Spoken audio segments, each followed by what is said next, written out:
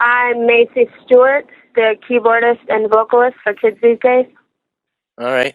And um, what do each of the other members play? What is their role in the band? Well, we have Lane Beckstrom on bass, Greg Landfair Jr. on drums, Victor Mensa, he's a rapper, Liam Cunningham, guitar and vocals, J.P. Floyd, trombone, and Nico Segal, trumpet. Awesome, awesome. How did you guys all meet?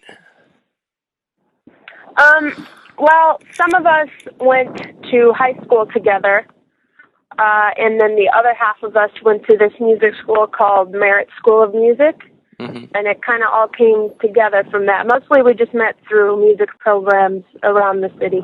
Mm-hmm. How did you get the group going?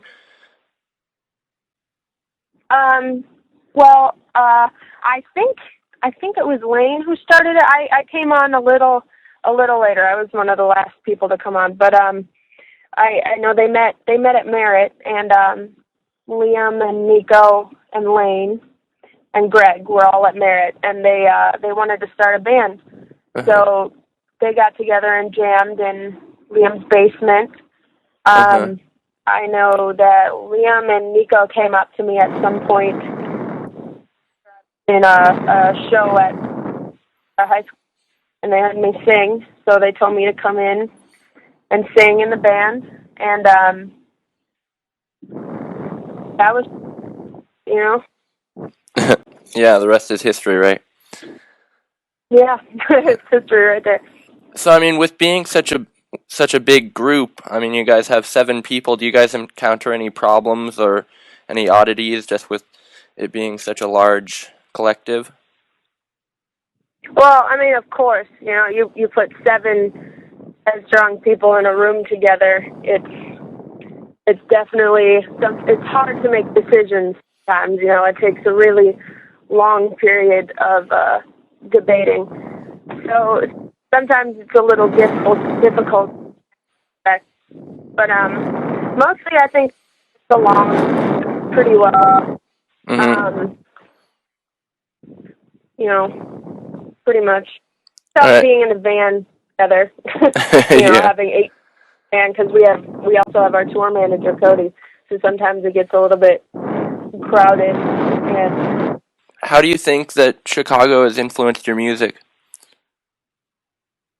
I think it's influenced our music a lot because we all come from very different sections of the city. I'm from like Albany Park.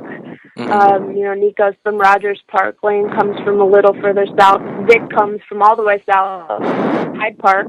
So we've grown up in really different areas of the city, and not only that, but Chicago just has so much music to offer. You know, you can see a show pretty much every night of the week, and Mm-hmm. I really think that that's helped us develop having access to all of these different types of music, and just being able to watch different people play throughout our entire lives. Uh-huh. That's very important.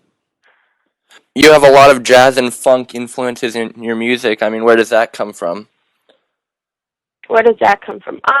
Well, a lot of us are trained very heavily in jazz, like the Merritt School of Music. The people who went there, they went for jazz education, Uh-huh. so they've grown up playing jazz. And I know my mother's also a musician. She plays in restaurants and stuff around the city, and so she does a lot of jazz, also a lot of pop tunes and a lot of soul songs. And Mm-hmm. our families, I think our parents are very important to that because a lot of the music that they listened to and that they grew up on, they showed to us. So, Mm-hmm. Sly and the Family Stone, Aretha Franklin, our parents were playing that for us when we were younger. So I think that's probably where that comes from. Yeah, And yeah, also we just love that music. yeah. How do you think your music has developed in your careers so far? I mean, I know I've heard that Jeff Tweedy has had a lot of part in this. Yeah, definitely. When we first started the band, our songs were all 15 minutes long. I mean, the first actual recording of Hard Times was, I think it was like 9 minutes long or something. Oh, wow. It was ridiculous. Jeez. Yeah. So we've definitely developed in, having our songs be shorter, which is good. But I think as far as recording goes, Jeff really helped bring it together. He helped show us what it's like to really make a song.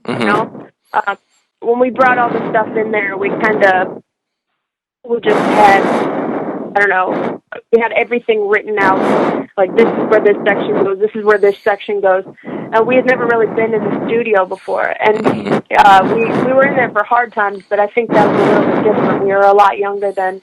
But he really showed us how to make something sonically awesome. So that I think we've definitely developed in the sense of using different sounds and different, like, completely out of the box things to make our music. Oh, yeah, for sure. What do you think has been one really big milestone in your career so far? Big milestone. Probably Lollapalooza was huge. Yeah. That was like our first big opportunity to really play for a huge group of people. I think off of that, we kind of gained a following more than just. It's still like one of the biggest shows in my mind. Yeah. That I remember. I mean, we've more people since then, but it still feels like that was the hugest show to me. Yeah, and I mean, that's a pretty big deal, so it's no small step. Yeah. I know you guys worked a bit with Aisha Roth on Pavston Jazz. How was that experience? I mean, just working with an established artist like that. Well, actually, that was Nico who really worked with him. He sampled one of our songs, Okay. Hard Time, but we didn't really work with him until last month when we went on tour with him. Yeah. And that was a really amazing experience. He's just a really fantastic performer and overall a really great guy. Yeah. So it was really fun touring with him because every night, we'd get to go up and play 2 songs with him, or like his keyboardist would come play Walking Down the Line with us. It was really, really awesome. It was a great group of people to work with. After that, what are some other artists you want to work with? Other artists. I think I'd like to work. Well, as far as producers go, this producer, John Congleton, I'd really like to work with him. He's done St. Vincent stuff, and he just seems like a very artistic person, and I don't know, his production's crazy to me. He just did that. He also just did the St. Vincent and David Byrne collaboration album, and the production on that was pretty beautiful. So I'd like to work with him. And as far as musicians go, I think it'd be cool to work with Erykah Badu. She just seems like she has a whole lot going on in her mind, and it'd be really interesting to see, what we could create with a person like her. Yeah. Who are some of your favorite artists that you just listen to on a daily basis? And oh man, well, I'm always super in love with St. Vincent. But recently I've been listening to a lot of Thundercat. He's amazing. This band Rubble Bucket too. They're awesome. They're based out of New York, and they're like, I don't know, it's like 80s pop, but also Afrobeat. It's crazy. Have a full horn section, and then this band Deerhoof.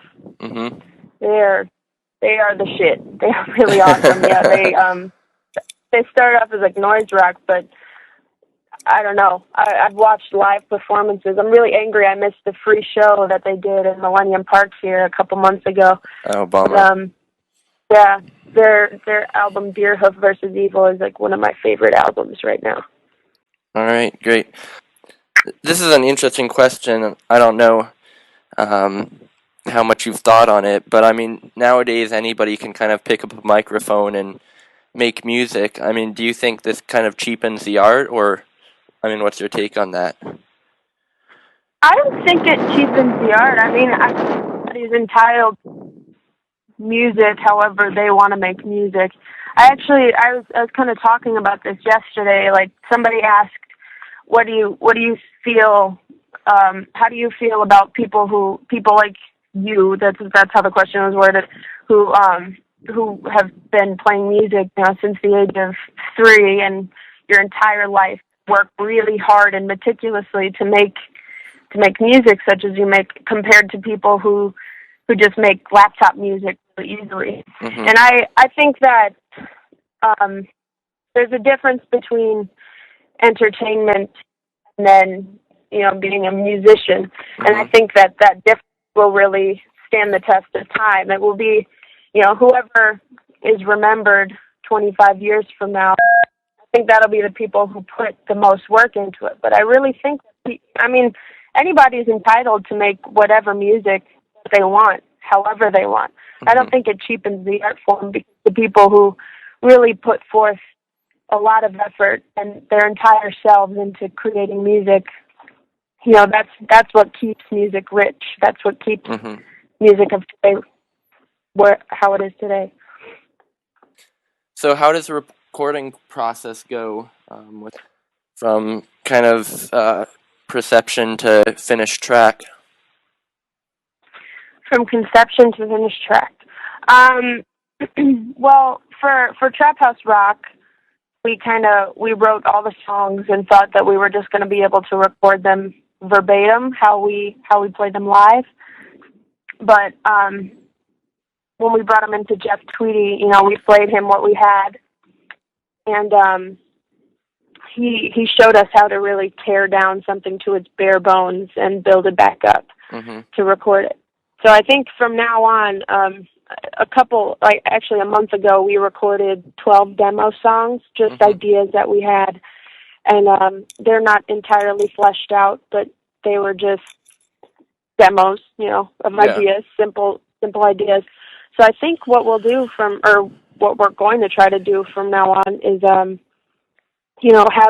have these ideas and really, really build the song from its core, from the core of the song in the studio, rather than, write the entire song live and try to record it from there. Mm-hmm. Try to build it from its bare bones, from the bare minimum, and build it up in the studio. So we usually record the rhythm section together, and then everything else comes up. Mm-hmm. On the performance note, what's your favorite song, do you think, to perform live?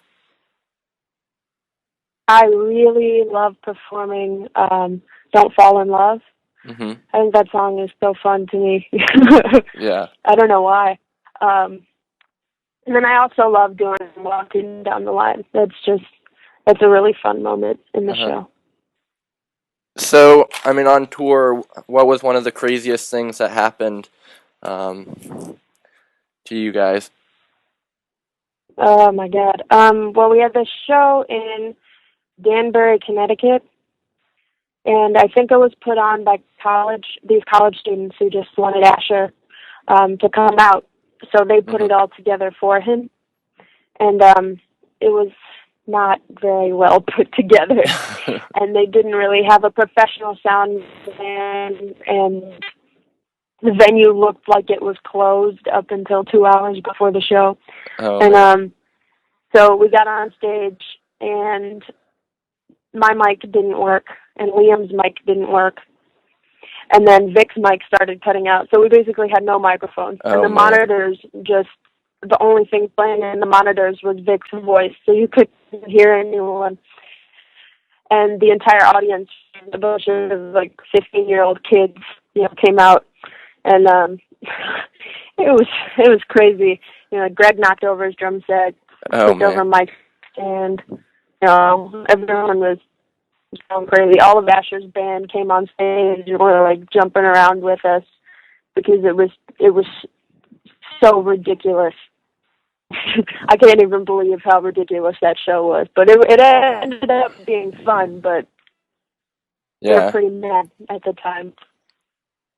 A lot of controversy has surrounded like major labels with independent artists and signing and everything.